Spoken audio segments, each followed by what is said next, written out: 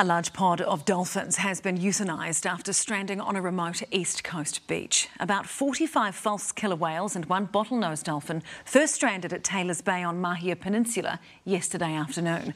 And despite a desperate attempt to rescue them, they re-stranded on a rocky reef. Leighton Hakel has more. It was a frantic effort. Shit! You're too close! Locals spending hours in the ocean Turn around! to try and save this large pod. It was tough. It was literally one of the toughest things that I've done in my adult life.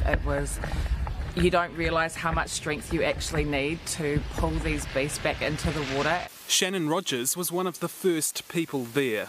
Initially we were completely outnumbered. There was more whales and dolphins than we were able to save.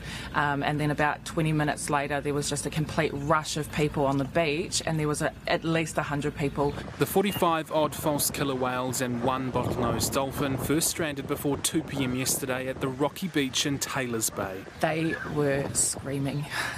It is probably the thing that's stopping me from sleeping, because you can hear this screaming in your ears.